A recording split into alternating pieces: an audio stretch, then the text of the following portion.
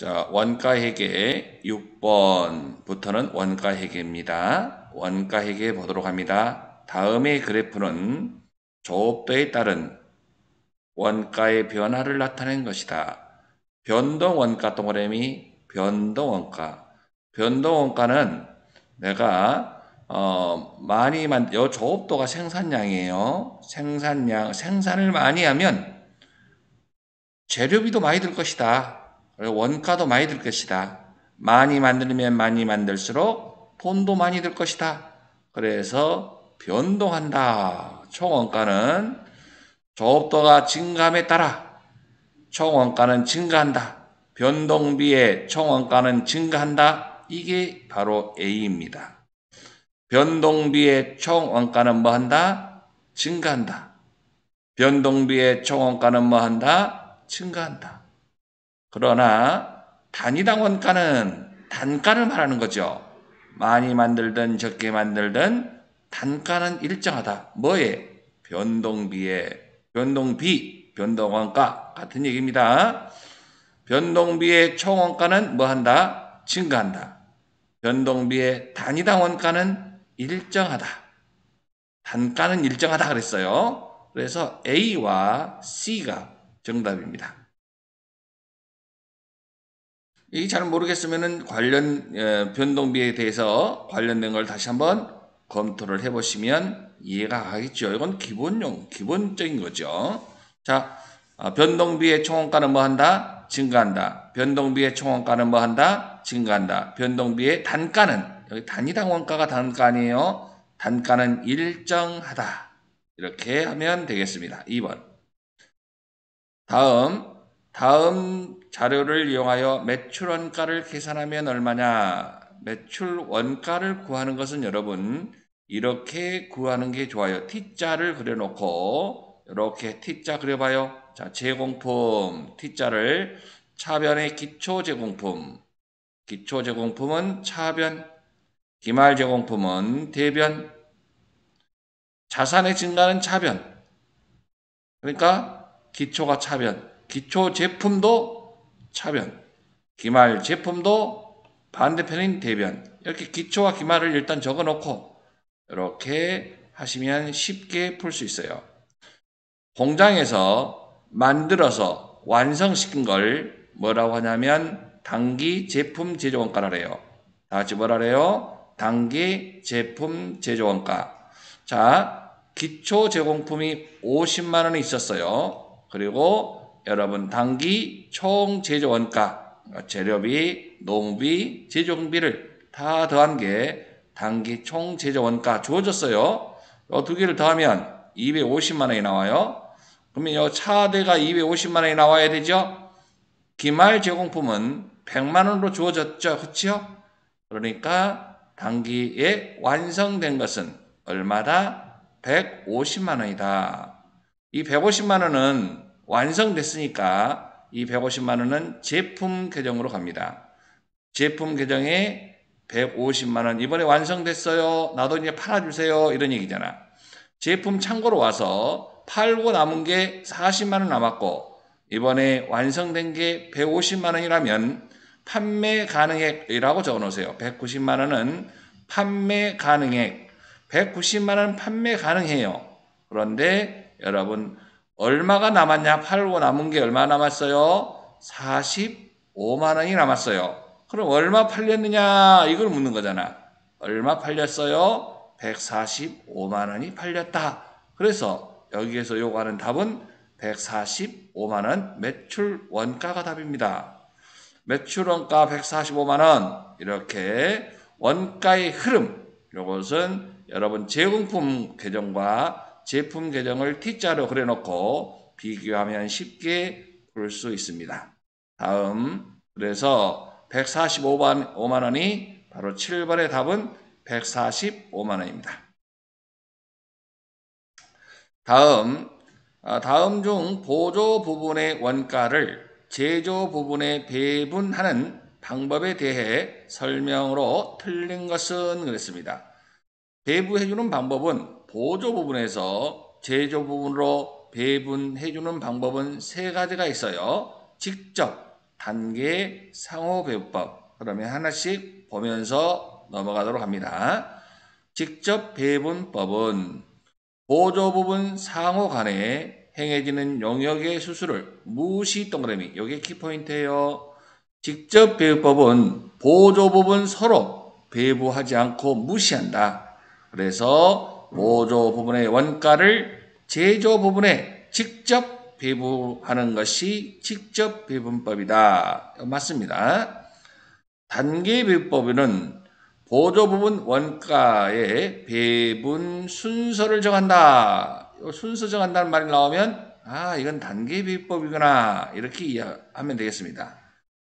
자, 보조부분 원가를 다른 보조부분과 제조부분에 단계적으로 배분하는 방법이 단계 배분법이다.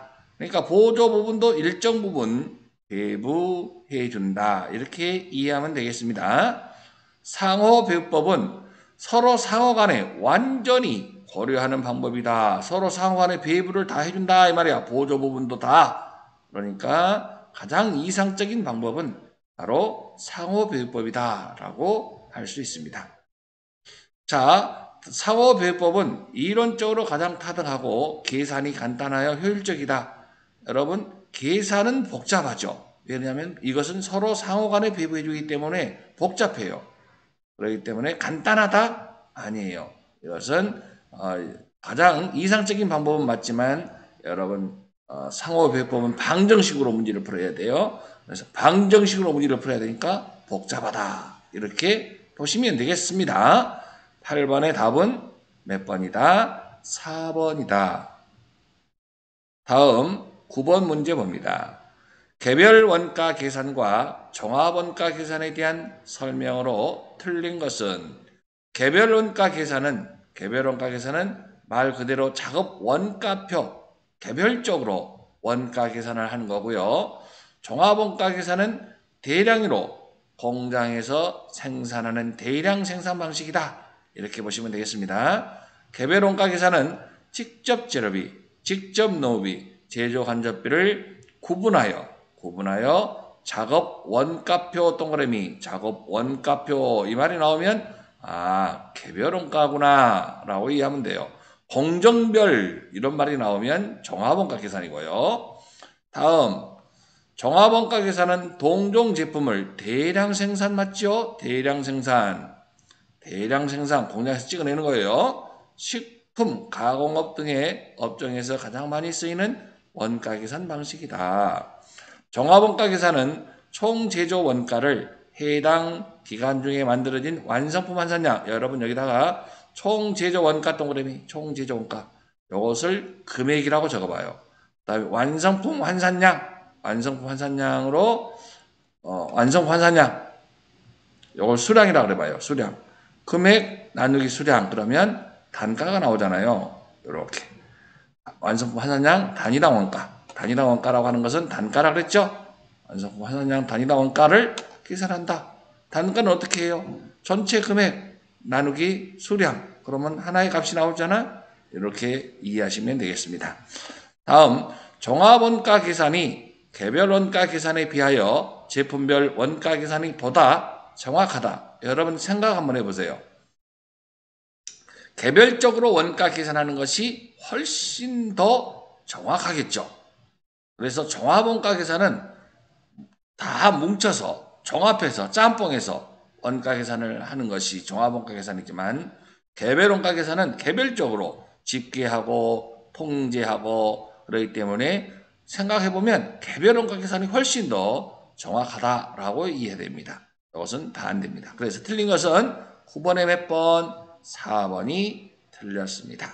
다음 10번 보면 이 10번은 완성품 환산량 구하는 문제인데 시험에 좀 잘 나오는 스타일입니다. 완성품 환산량 구하는 공식은 여러분 지금부터 다시 한번 이걸 적어 놓으시기 바랍니다.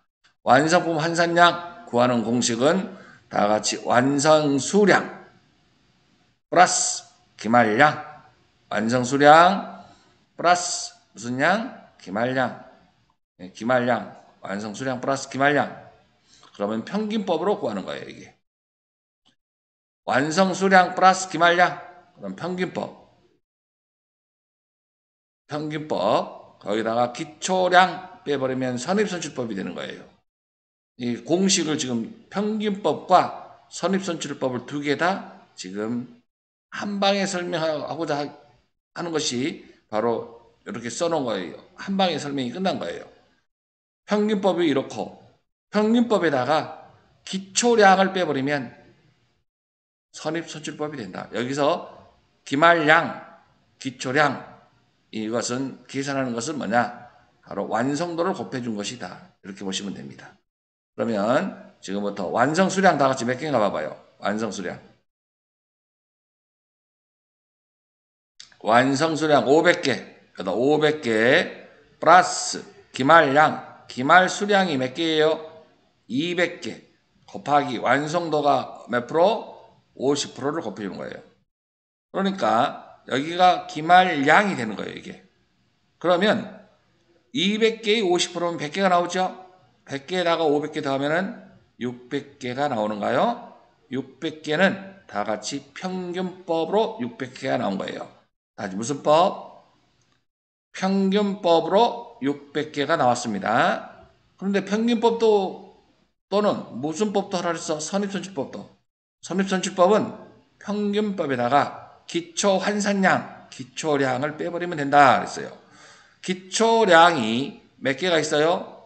200개 중에서 완성도가 몇 프로? 30%. 그러면 여러분 60개가 나오죠? 그러면 평균법에다가 기초량은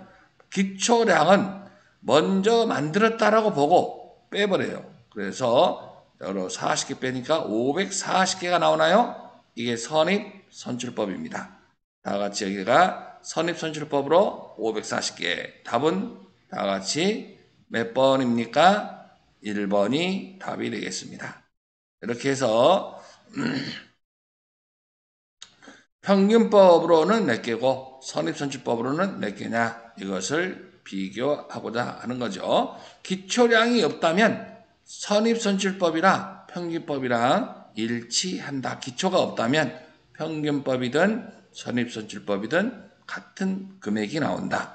그래서 평균법에서 기초량을 빼면 선입선출법이 된다는 거, 완성수량에다가 기말환산량을 더하면 평균법이 된다. 이렇게 이해하시면 되겠습니다. 이렇게 해서 원가 회계가 끝났습니다.